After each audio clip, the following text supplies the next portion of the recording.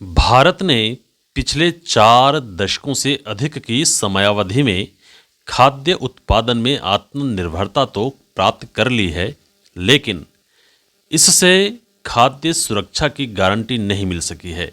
यह देखना पीड़ादायी है कि देश में अधिशेष खाद्य उपलब्धता के बावजूद भुखमरी की समस्या बनी हुई है। वर्ष 2019-21 में आयोजित राष्ट्रीय परिवार स्वास्थ्य सर्वेक्षण से पता चलता है कि भारत में छोटे बच्चों के एक बड़े अनुपात को खाद्य असुरक्षा का सामना करना पड़ रहा है, जो उनके विकास और भविष्य की सेहत के बारे में चिंता उत्पन्न करता है। शून्य भुखमरी के सतत विकास लक्ष्य की प्राप्ति के लिए भारत को खाद्य असुरक्षा को समाप्त करने और सभी के लिए पौष्टिक खाद्य तक वहनीय पहुंच सुनिश्चित करने हेतु रणनीतिक पहल करनी होगी। 6 से 23 माह आयु के शिशुओं की माताओं में से 18% ने बताया कि उनके बच्चे ने सर्वेक्षण से पूर्व के 24 घंटों में कोई आहार नहीं पाया था। इसे शून्य खाद्य की स्थिति कहा जाता है, जो गंभीर खाद्य असुरक्षा से संबंधित गहन चिंताएं उत्पन्न करता है।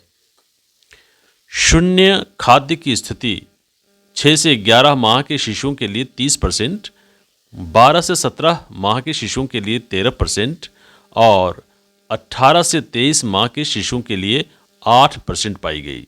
शिशुओं के विकास की इस महत्वपूर्ण अवधि में पूरे दिन बिना आहार के रहने के गंभीर परिणाम उत्पन्न हो सकते हैं।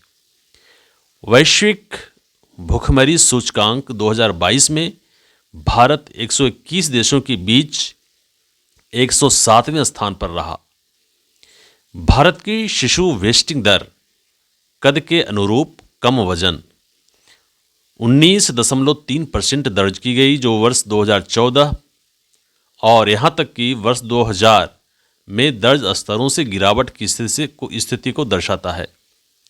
देश में अल्पपोषण की व्यापकता भी वर्ष 2018-2020 में 14.6% से बढ़कर वर्ष 2019-2021 में 16.3% हो गई। भारत में छोटे बच्चों में पोषण की कमी की सीमा का आकलन करने के लिए स्टंटिंग और वेस्टिंग जैसे मानवमितिक विफलता के परिमापन अपर्याप्त हैं।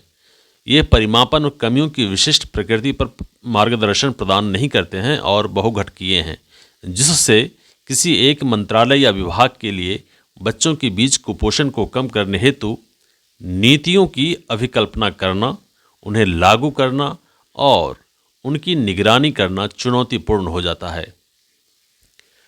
शून्य खाद्य के आंकड़े विशिष्ट खाद्य समूहों में उल्लेखनीय कमियों या अभावों को प्रकट करते हैं।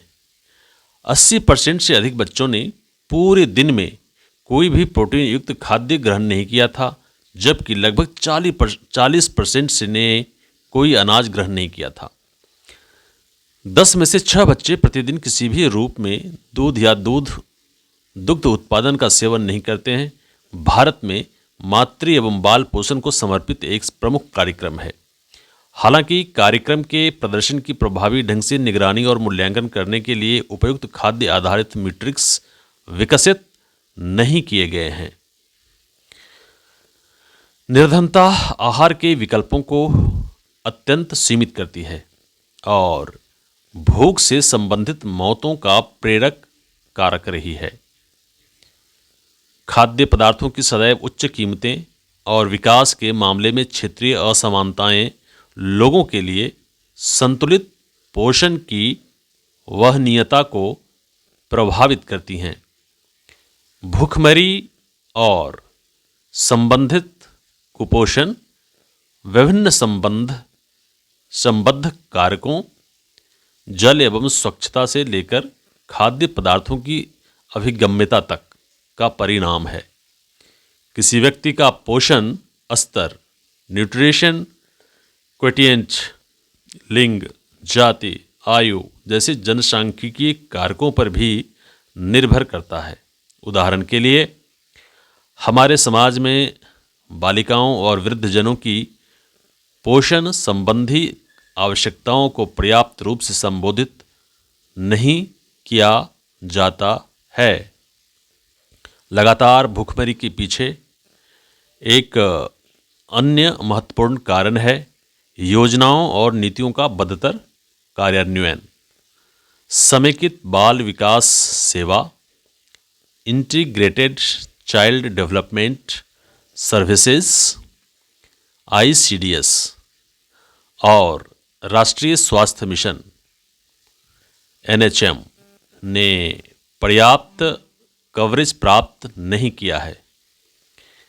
अनियमित वर्षा और चरम घटनाओं की बढ़ती आवृत्ति ने हर जगह कृषि गतिविधियों को प्रभावित किया है, जिससे खाद्य उत्पादन के लिए प्रतिकूल स्थिति पैदा हो गई है। वर्षा पैटर्न एवं कृषि मौसमों को प्रभावित करने वाली जलवायु परिवर्तनशीलता और सूखा एवं बाढ़ जैसी चरम जलवायु घटनाएं संघर्ष और आर्थिक मंदी के साथ साथ भूखमरी में वृद्धि के प्रमुख चालकों में शामिल हैं। ये वीडियो अच्छा लगे तो लाइक कमेंट शेयर जरूर करें और सब्सक्राइब भी करें ताकि अगला नोटिफिकेशन आपको मिलते रहे।